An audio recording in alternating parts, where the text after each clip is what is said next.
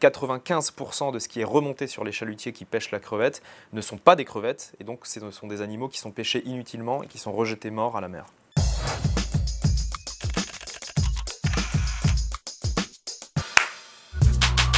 Je suis devenu végétarien en me renseignant sur la manière dont était produite la viande et le poisson qu'on consomme. C'est mon grand frère Xavier, notamment, qui est sensibilisé à ces questions depuis très longtemps, qui m'en a beaucoup parlé et qui m'a poussé à la réflexion sur le sujet.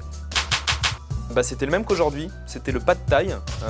C'est un plat traditionnel thaïlandais à base de pâte de riz. Alors à l'époque, je mettais des crevettes dedans et parfois du poulet. Aujourd'hui, je le mange avec du tofu et c'est aussi bon. Les crevettes, ça me manque pas du tout. Non, franchement, c'est pas un truc sur lequel je dois faire un effort, d'autant plus que la pêche à la crevette, c'est une des pires pour l'environnement, puisque 95% de ce qui est remonté sur les chalutiers qui pêchent la crevette ne sont pas des crevettes, et donc ce sont des animaux qui sont pêchés inutilement et qui sont rejetés morts à la mer. Je te dis, tu fais ce que tu veux. C'est ça qui est bien dans les démocraties, c'est que chacun fait ce qu'il veut. Moi, le seul truc que je cherche à faire, c'est provoquer une réflexion chez les gens et augmenter le niveau d'information sur l'industrie de la viande et du poisson. J'en suis pas convaincu parce que moi personnellement j'ai pas envie de manger ça, un truc qui vient d'un laboratoire. Je pense qu'on peut se passer de viande et avoir d'autres plats tout aussi bons à base de végétaux, de céréales, etc. Donc je pense pas que ce soit l'avenir. En plus ça coûte très cher je crois.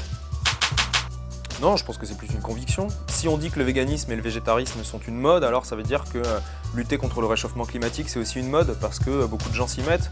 Tant mieux, si ça devient une mode et que c'est une mode positive qui permet de faire que la planète et les animaux aillent un peu mieux, tant mieux.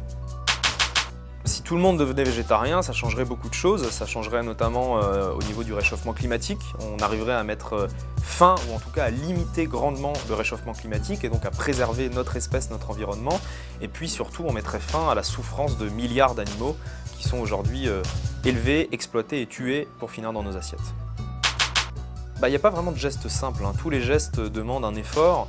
Le premier geste peut être simple, c'est de ne plus acheter de la viande et du poisson qui proviennent de l'élevage intensif et de la pêche industrielle.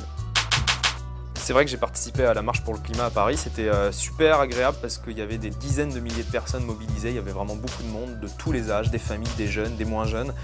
Et ça donne un peu d'espoir sur la capacité de nos sociétés à évoluer sur ces questions environnementales.